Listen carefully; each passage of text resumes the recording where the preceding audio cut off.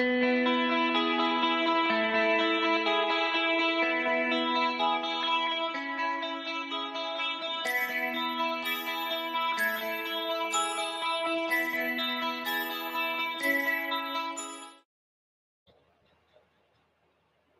नमस्कार फ्रेंड्स।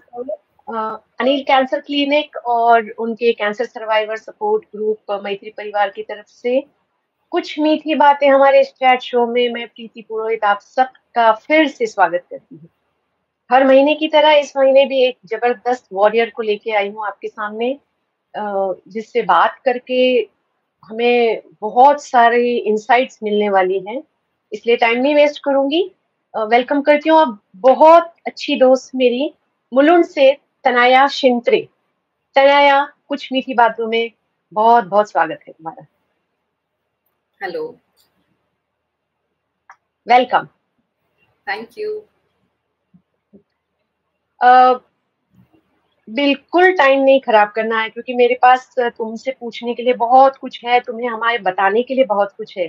तो तनाया, अब हमारे शो का फॉर्मेट सभी जानते हैं कि हम हमेशा शुरुआत हमारे वॉरियर के कैंसर जर्नी से करते हैं। In very brief and very short अपनी जर्नी के बारे में बताओ ना, डायग्नोसिस एंड ट्रीटमेंट प्रोटोकॉल के बारे में बताओ। हाँ, मुझे 2016 के नवंबर में ब्रेस्ट कैंसर डिटेक्ट हुआ था और तभी मेरा सर्जरी भी हुआ और उसके बाद कीमोथेरेपी चालू हो गया था। 2017 के मई तक मेरा कीमो कंप्लीट हुआ और उसके बाद 9 मंथ्स तक मुझे एक और इंजेक्शन था, वो जो भी प्रोटोकॉल के हिसाब से रहता है, मेडिकेशन, फिर रेडिएशन थेरेपी था। ये सब मेरा 2018 तक मार्च तक एंड हो गया मेरा ट्रीटमेंट। और उसके बाद अभी नाउ जस्ट फॉलो अप की जैसे वो बताते हैं कि ईयरली ये टेस्ट करना है, वो 5 साल तक किया। उसके बाद अभी उन्होंने कुछ बोला नहीं है, जस्ट फॉर माय सेटिस्फेक्शन मैं फॉलो अप करती हूँ ईयरली एक बार। परफेक्ट। तो तनाया, 2016 में तुमने कहा कि ब्रेस्ट कैंसर के लिए सर्जरी हुई, तो yes. Can you in short tell us कि एग्जैक्टली कैसे पता चला? ये क्वेश्चन इसलिए जरूरी है क्योंकि जो हमें देख रहे हैं मैक्सिमम सर्वाइवर्स हैं, लेकिन उनकी फैमिली और दूसरे फ्रेंड्स जो हमें देख रहे हैं उन्हें ये पता होना बहुत जरूरी है कि वार्निंग सिग्नल्स, रेड फ्लैग्स क्या है। यस, सो तुम्हें कैसे पता चला? हाँ, actually I was working then, and while going by train and all, I got some pain in my breast. So I got it, means I went to the doctor, then doctor gynecologist. She said कि please ये sonography करना. फिर sonography में आया कि please do mammography and all. So उसके बाद वो डिटेक्ट हो गया, मतलब पेन था मुझे एक्चुअली। थोड़ा सा मैंने वो अपने सब काम वाम के चक्कर में मैंने थोड़ा वो पोस्टपोन किया, पहले ज्यादा ध्यान नहीं दिया। लेकिन मतलब वो गणपति रहता है, उसमें कुछ काम रहता है, तो ये सब गड़बड़ में मैंने थोड़ा सा वो पोस्टपोन किया। लेकिन मुझे ऑनेस्टली लगता है कि जब भी आपको थोड़ा भी लगे ना, इमीडिएटली जाना चाहिए डॉक्टर के पास और चेक करना चाहिए। लेकिन थैंक गॉड मेरा ज्यादा मतलब ये नहीं हुआ। लेकिन अगर मैं पहले जाती थी तो शायद मुझे लगता है कि सिर्फ कीमो या ऐसा कुछ करके सर्जरी नहीं करना पड़ता, पता नहीं। अभी मतलब जाने के बाद तो मुझे सर्जरी करना पड़ा। हाँ, नहीं, दिस इज एग्जैक्टली वही है कि हम हमेशा ही बोलते हैं कि टाइम बहुत इम्पोर्टेंट है, समय पे एक्ट करना फॉर वेरियस रीजंस। हमेशा होता है कि एक लेडी की लाइफ में थोड़ा सा आज चीजें पोस्टपोन होती है, बट चलो यू आर ऑन टाइम कह सकते हैं। सो ये तनया, मेरा कुछ मीठी बातें देखने वाले अपने सर्वाइवर्स हमेशा सोचेंगे कि ये क्वेश्चन ही क्यों आता है, लेकिन ये बहुत इंपॉर्टेंट क्वेश्चन है मेरे लिए जानना कि कैंसर जर्नी जो है हर सर्वाइवर की लाइफ में एक रीसेट बटन की तरह होती है। परफेक्ट। कुछ ना कुछ तो लाइफ में रीसेट करके ही जाती है। सो तुमसे ये जानना चाहती हूँ कि क्या तुमने भी ऐसा एक्सपीरियंस किया है, वो रीसेट बटन दबा है हाँ। इस जर्नी के बाद या इस जर्नी के दौरान? यस, मेरा पूरा पाथ ही चेंज हो गया है अभी। Actually I am professionally chartered accountant.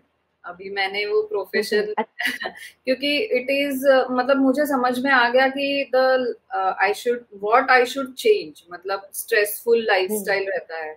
और सबसे इम्पोर्टेंट मुझे ऐसे लग रहा था कि हमें जो करना अच्छा लगता है वो हम कभी नहीं करते।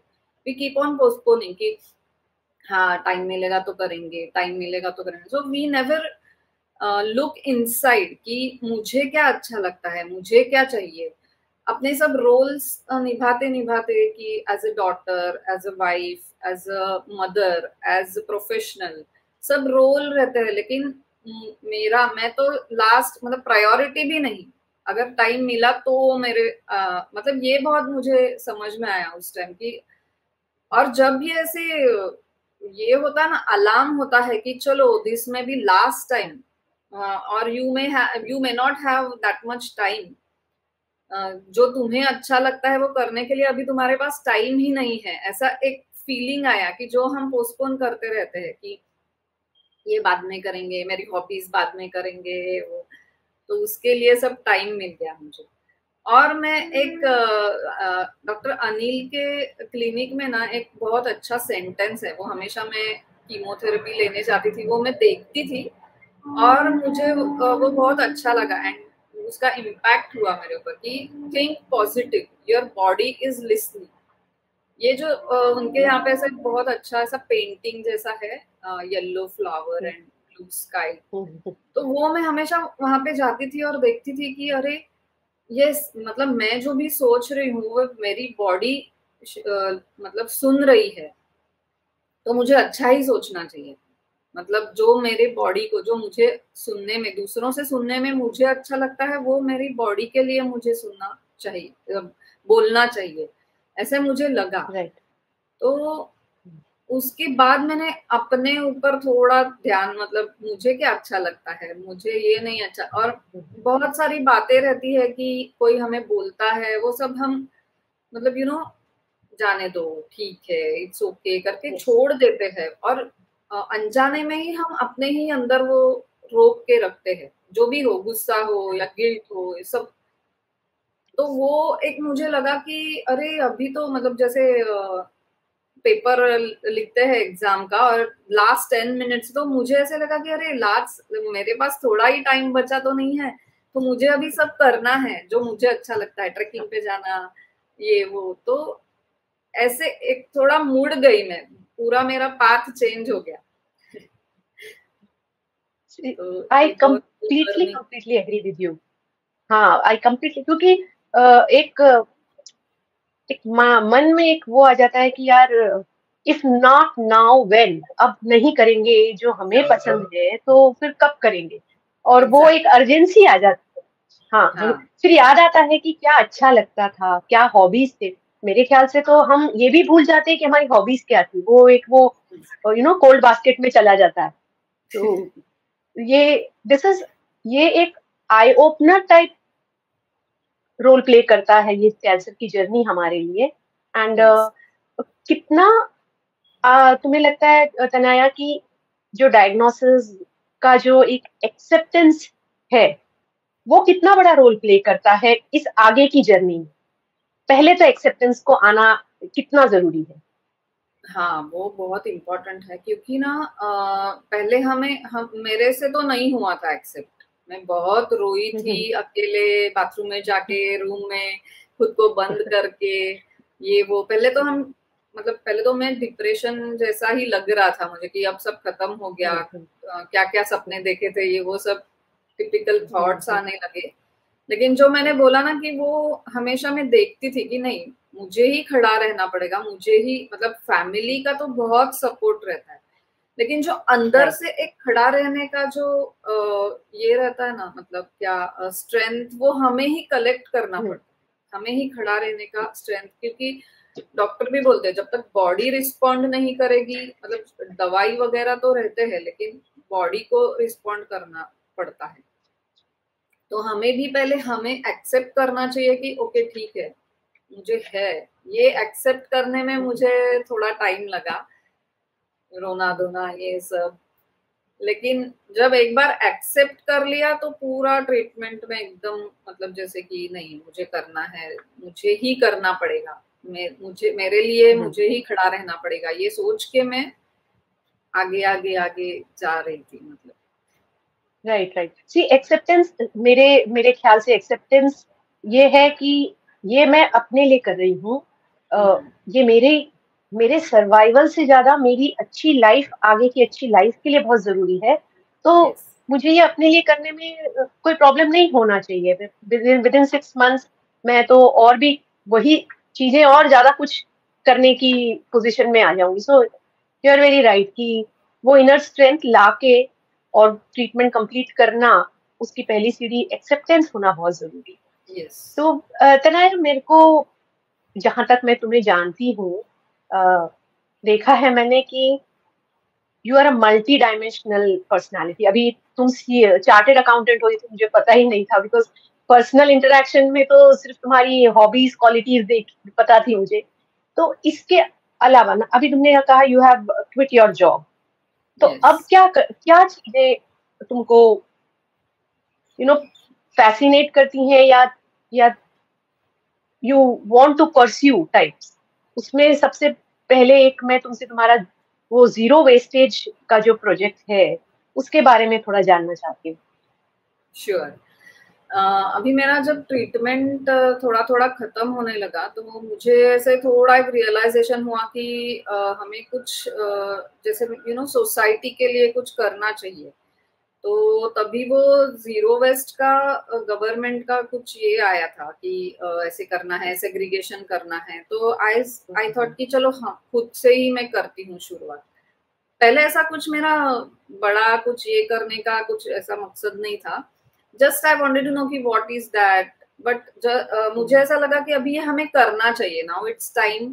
कि बहुत ये जो प्रॉब्लम है कचरे का, वेस्ट का, वो बहुत बड़ा हो रहा है, दिन ब दिन बढ़ता जा रहा है। तो हमें ही कुछ हमारे लेवल पे कुछ करना चाहिए। तो मैंने धीरे धीरे अपने नजदीक सेग्रीगेशन करना पहले शुरू किया। फिर जो लाइक माइंडेड पीपल है ना, उनको भी वो लगता था कि अरे हाँ बराबर, हमसे ही शुरू करना चाहिए, हमें ही ये करना चाहिए। तो फिर और कुछ लोग इकट्ठा हो गए, 7-8 जन ऐसे। वो अपना ड्राई वेस्ट, हम पहले ड्राई वेस्ट वेट वेस्ट अलग करते थे, और ड्राई वेस्ट में थाना में जाके देती थी, बिकॉज आई वॉज अनअवेयर कि यहाँ नजदीक किसको देना है करके। तो ऐसे करके मैं थाना में जाके देती थी। तो मैं मेरे साथ अपने बाकी के लोगों का भी ड्राई वेस्ट जाके देती थी। फिर साथ में ही मैंने जनवरी 2018 में कंपोस्टिंग करना शुरू कर दिया।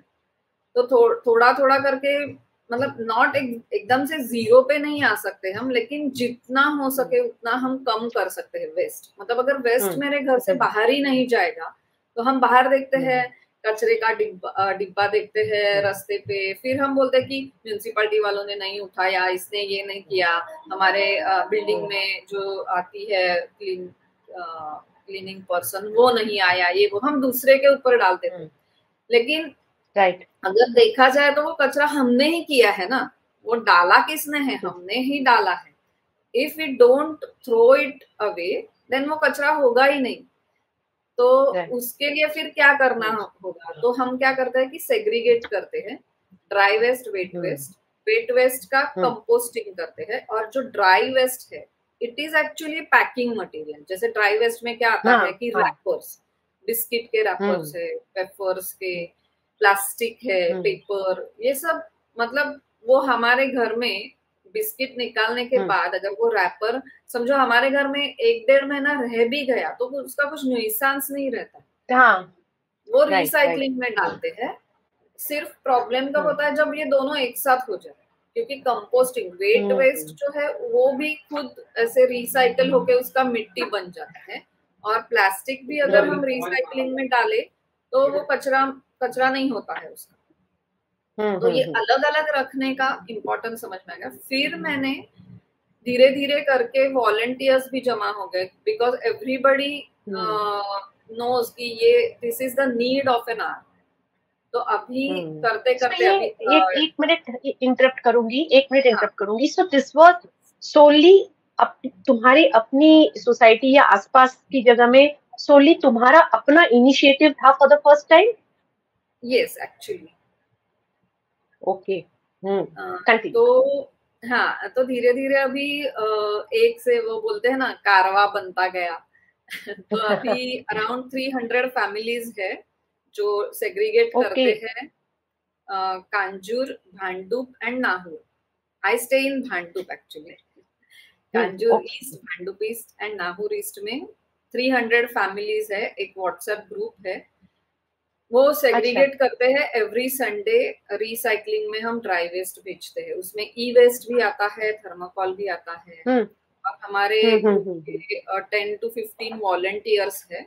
फिर हमने धीरे धीरे अभी अराउंड 6 years हो गए, धीरे धीरे हमने मतलब वो बढ़ाती गई। मैं जो भी लाइक माइंडेड है तो please join us, please join us. फिर मैं एक प्रेजेंटेशन देती हूँ जिसमें बताते हैं कि क्यों करना चाहिए, बिकॉज एवरीबडी का वो कर मुझे क्या पड़ी है ये कचरे का, क्यों मैं सोचूं ये करके वो ऐसे फेंकना है सिर्फ, ये वो इजी है ना ज्यादा।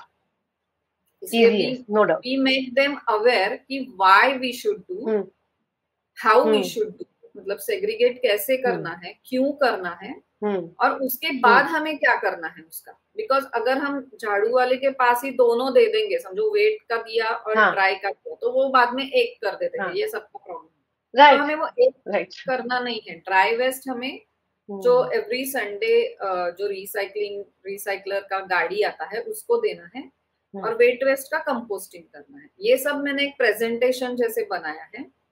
और ऐसे ग्रुप में मतलब सोसाइटीज है या फिर महिला मंडल जैसे रहता है ना वहां पे, ऐसे ग्रुप्स में मैं जाके वो प्रेजेंटेशन देती हूँ एंड आई रिक्वेस्ट पीपल की प्लीज ज्वाइन।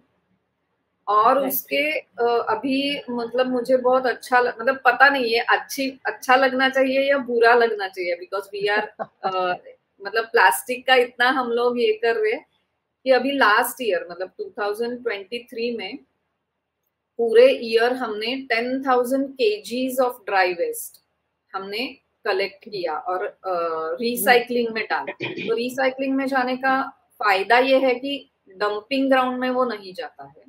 और क्योंकि अभी कांजूर में ही डंपिंग ग्राउंड आने की वजह से हमें वी कैन एक्चुअली एक्सपीरियंस कि कितना बहुत वो ये होता है, बहुत तकलीफ होता है उसका। तो हम धीरे धीरे ऐसे बढ़ रहे हैं। तो और उसके साथ साथ भी बहुत सारे एक्टिविटीज हम करते हैं टू सपोर्ट द कॉज। ऐसे चालू है अभी, इट्स गोइंग ऑन। ये कमेंडेबल तो बोलना बहुत छोटा वर्ड है कमेंडेबल, क्योंकि मैं यहाँ पे ये पॉइंट की तरफ इशारा करना चाह रही हूँ कि 2016 में डिटेक्ट होके डायग्नोस होके 2017 में अपना ट्रीटमेंट कंप्लीट करके इंस्टेड ऑफ कि भाई अब आगे की जर्नी में मैं क्या करूं, मेरा ऐसा हो गया, बोलते हैं ना, उसमें बैठ के रोने की बजाय इमीडिएटली 2018 में तुमने ये एक कम्युनिटी सर्विस है, ये हम खुद के लिए शुरुआत खुद से होती है, लेकिन इसमें हम समाज की भलाई सोच के ही आगे बढ़े और 3 शहर जुड़ गए हैं तुम्हारे साथ। द पॉइंट मेरा ये तुमसे पूछने का रीजन यही था कि हमारे सर्वाइवर्स को ये इंस्पिरेशन मिले कि कोई भी चीज के बारे में अगर थोड़ा सा भी फील करते हैं स्ट्रांगली तो उसे परस्यू करें। लाइफ को एक नया मोड़ मिलता है। अच्छा, इसके दौरान तुम कितने लोगों से मिलती हो, बहुत लोग तुम्हारे साथ जुड़ते हैं, पर्सपेक्टिव्स चेंज होते हैं। इसलिए मेरा ये तुमसे जीरो वेस्ट के बारे में पूछने का मेन उद्देश्य ये था। एग्जेम्पलरी कम्युनिटी सर्विस कर रही हो तनाया, तो goes without saying. I hope इस इनिशिएटिव में तुम्हारे साथ बहुत लोग जुड़े और किसी समय तुम जुड़ते जुड़ते अंबरनाथ तक आ जाओ जहां मैं रहती हूँ। तो हमारे पर्सपेक्टिव भी चेंज हो जाएंगे।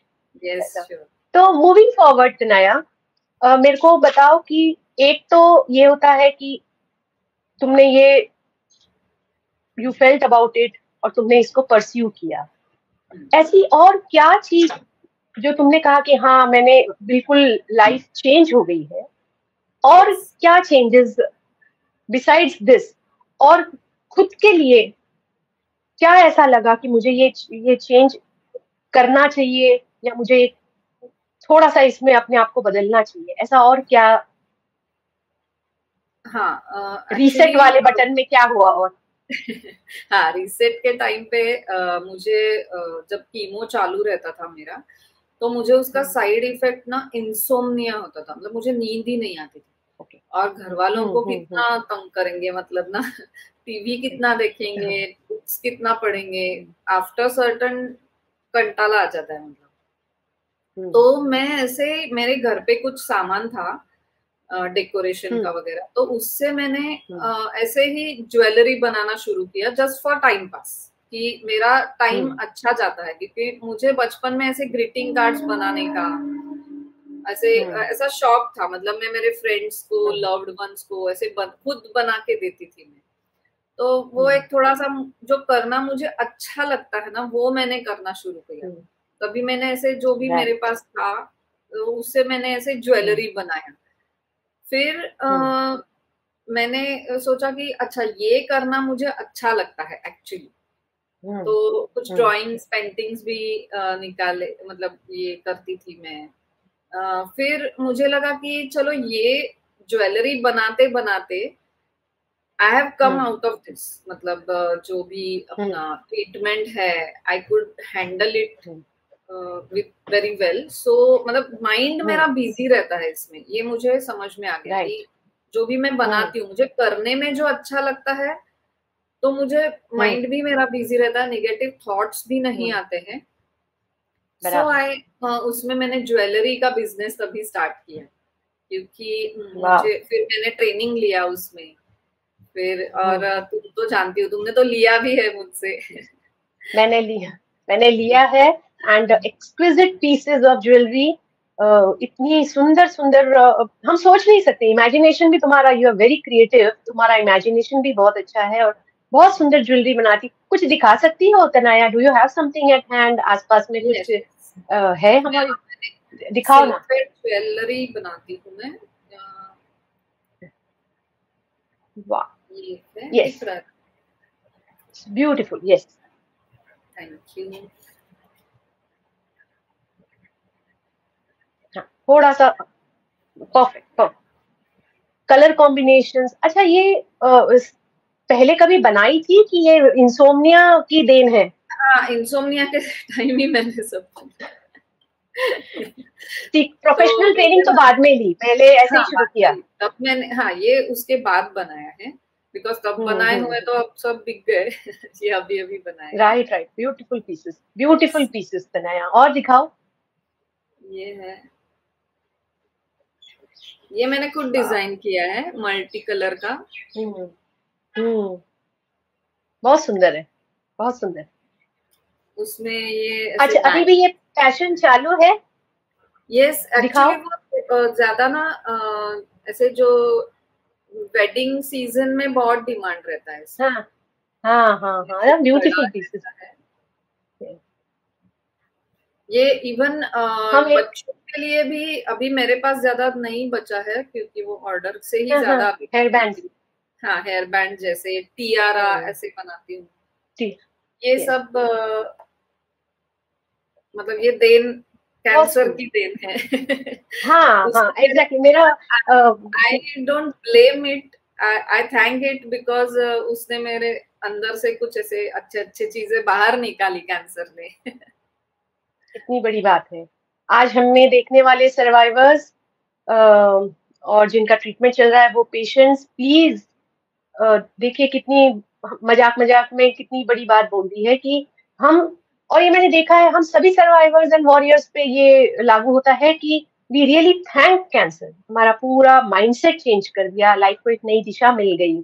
तो ब्यूटीफुल पीसेस तनाया, बहुत सुंदर है। और अपनी हॉबी को एक बिजनेस प्रोपोजिशन में बदलना, so you are enjoying doing it as well as earning. Yes तो इससे बढ़िया और क्या हो सकता है। यस दैट्स बहुत बढ़िया। अब मैं अपने एक इम्पोर्टेंट तुम्हारे एस्पेक्ट पे आना चाहूंगी तनाया। इसलिए मैंने इंट्रोडक्शन में नहीं बताया, लेकिन हमारी Tanaya is a healer and a therapist, जिसके बारे में मैं उससे ही जानना चाहूंगी कि एग्जैक्टली किससे जुड़ी हो, क्या करती हो। थोड़ा सा बताओ उसके बारे में। हाँ श्योर। ये अभी मैंने बिजनेस वगैरह शुरू किया, लेकिन मेरे बैक ऑफ माइंड चल रहा था कि मतलब जैसे कि रहता है ना, एक रिलैप्स का ये रहता है, थोड़ा सा डर रहता है। तो मेरे माइंड में ऐसे चल रहा था कि एक्चुअली पहला तो क्वेश्चन आता है कि हमें ये क्यों हुआ। तो मैंने बहुत सारे ऐसे जो बाकी के रीजंस बताते हैं, जो डॉक्टर हमें जब होता है तो बताते हैं जो रीजंस जिससे कैंसर हो सकता है, वो कौन से भी रीजन में मैं नहीं बैठ रही थी। तो मुझे लगा कि इट इज समथिंग दैट कि मेरा थिंकिंग प्रोसेस ऐसा है, ऐसा कुछ तो मुझे अंदर से लग रहा था कि मेरा ही थिंकिंग प्रोसेस कुछ गलत रहेगा। बिकॉज जो बाकी के रीजंस है, लाइफस्टाइल है या फिर कोई भी मतलब कुछ मेडिकेशन है, ये सब कुछ मेरे ऊपर अप्लाई नहीं हो रहा था। तो मैं ऐसे ही सोच रही थी कि मुझे कुछ ये फाइंड आउट करना पड़ेगा कि exactly what is the reason. Even I did that genetic test also, so it is genetic test भी निगेटिव आया। तो क्या रीजन हो सकता है? तो मेरे ही मन में ऐसे कुछ बातें हैं, जो मेरा थॉट प्रोसेस है। बिकॉज अभी बोलते हैं ना कि सब जो बीमारियां हैं they are psychosomatic, means first आपके मन में साइकोलॉजिकली ही आप उसको ये करते हैं। ऐसे ढूंढते ढूंढते मेरा मतलब मैं पहचान हो गई। एक तो मैंने हीलिंग के बारे में सुना भी था वाइल द ट्रीटमेंट। एक तो प्राणिक हीलिंग है, रेकी हीलिंग है, इसको बोलते हैं एनर्जी हीलिंग। कि वो मतलब मेडिकेशंस तो मस्ट अपने फिजिकल बॉडी के लिए, लेकिन अपना we are not only physical body, we have मतलब जो एनर्जी बॉडी है बोलते हैं उसको, जो कोई ऑरा बोलता है, कोई मतलब अलग अलग नाम है उसके। तो वो हीलिंग में मैं अट्रैक्ट हो गई। और तभी मेरी मुलाकात डॉक्टर मंजिरी गोखले है थाना में, उनका संवाद centre for music and healing ऐसा उनका सेंटर है। अच्छा। उनसे मैं मिली, तो तभी मेरे ये सब थेरेपी के बारे में पता चला। और मुझे लगा कि हाँ, मुझे कुछ समझ में आ रहा है कि यस, मेरे कैंसर का रीजन क्या हो सकता है। उसके पीछे पीछे मैं बहुत मतलब जो भी थेरेपीज लगा मुझे कि ये करना चाहिए, तो मैंने खुद पहले हीलिंग लिया। उसके बाद मुझे लगा कि I should help other people also. कि जैसे मुझे जो रूट कॉज बोलते हैं ना, रूट कॉज जैसे कि अभी कैंसर या फिर कोई भी डायबिटीज रहेगा, थायराइड रहेगा, बीपी रहेगा, कैंसर रहेगा, उसका कैसा है ना कि बाहर से कोई वायरस आके मेरे ऊपर अटैक नहीं किया, अंदर से ही कुछ ऐसा हुआ है which we have to repair. तो वो रीजन क्या है वो फाइंड आउट करना है, उसके ऊपर हीलिंग लेना है। ये सब बहुत इंटरेस्टिंग जर्नी है। तो मुझे लगा कि जैसे कि मुझे अभी बहुत अच्छा लग रहा है और बाकी के भी हमारे इसमें बहुत सुधार आता है। जैसे कि अभी अपना जो मतलब फोकसिंग वगैरह जो अदर एस्पेक्ट्स रहते हैं हमारे लाइफ में, या फिर एंजाइटी, ये सब हम फेस करते हैं कभी कभी, फियर, ये सब भी बातें उसमें कवर होती है। तो वो मुझे बहुत अच्छा लगा। एंड मैं उनसे अभी पहले तो मैंने थेरेपी लिया, उसके बाद I thought of being a therapist my self. तो अभी मैंने प्राणिक हीलर हूँ मैं। फिर पास्ट लाइफ थेरेपी करके एक अच्छी थेरेपी है, वो भी थेरेपिस्ट बन गई हूँ मैं।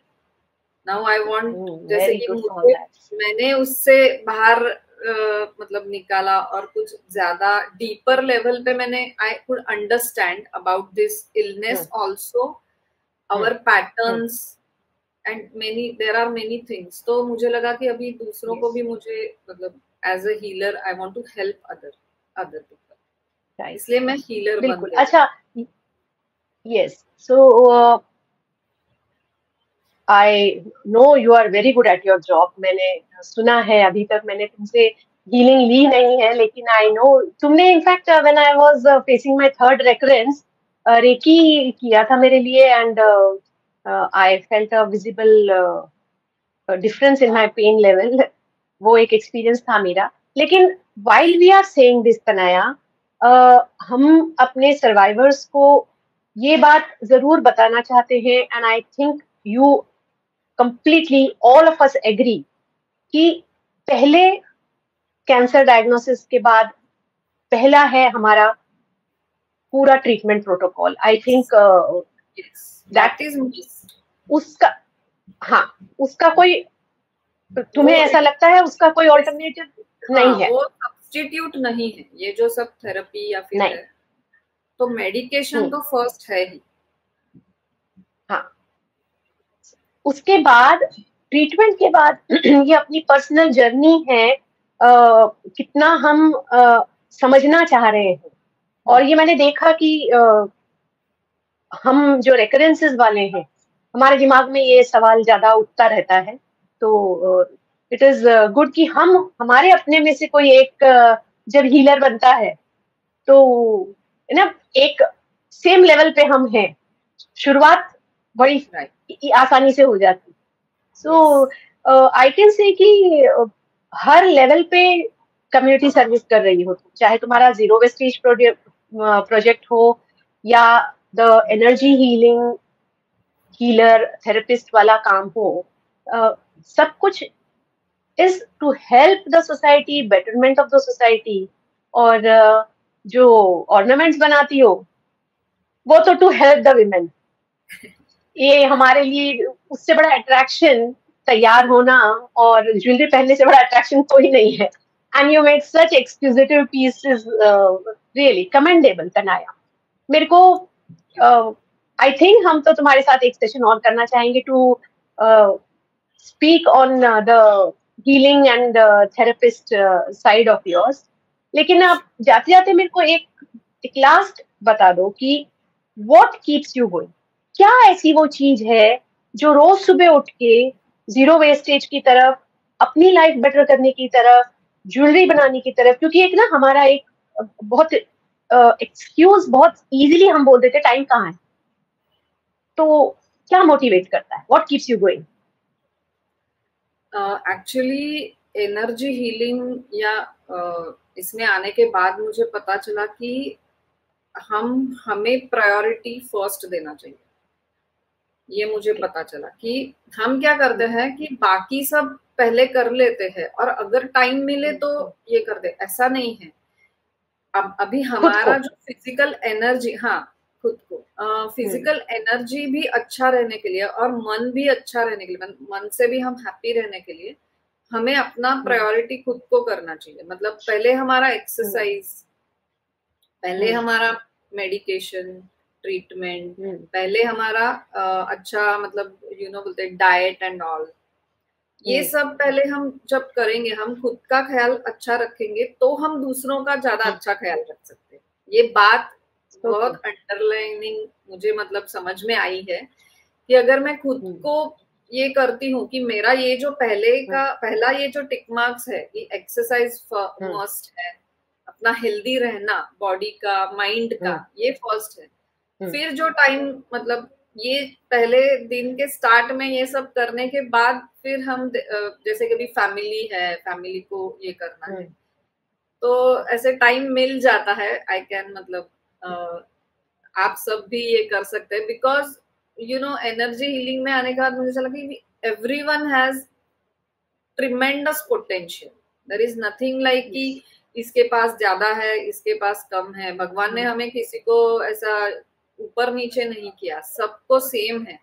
Just that we have to find out our own strength.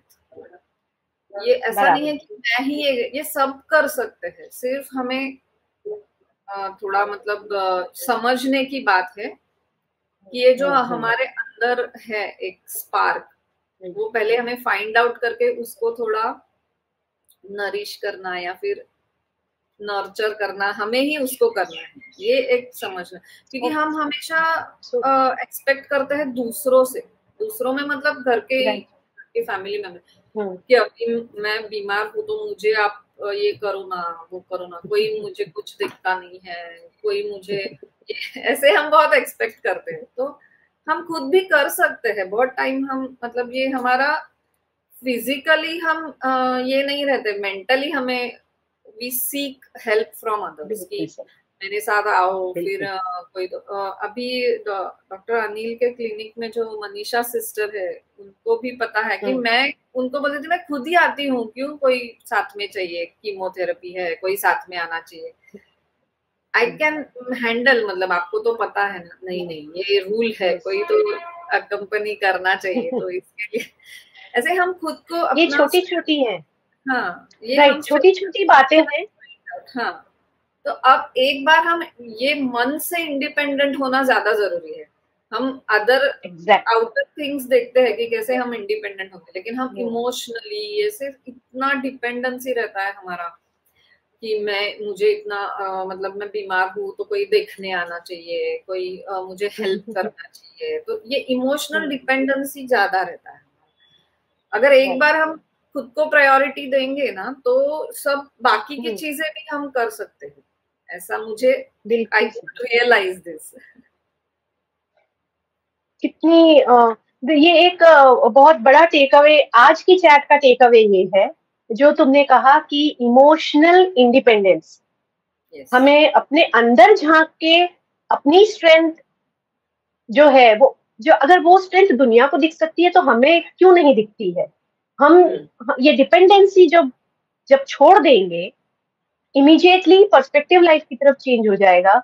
And तुम्हारे जैसे लोग जुड़ जाते हैं साथ में इस जर्नी में, तो एक नया एंगल, एक नया व्यू पॉइंट मिल जाता है लाइफ का।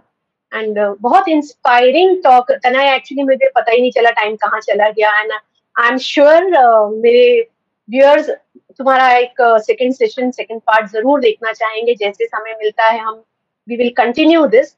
लेकिन आज कुछ मीठी बातें में आके इतना क्लियर थॉट्स अपना प्रेजेंट करने के लिए हम सबका आज बहुत फायदा हुआ है, बहुत सारे टेक अवेज हैं इसमें से। Thank you तनाया, thank you so much time निकाल के हमें टाइम देने के लिए।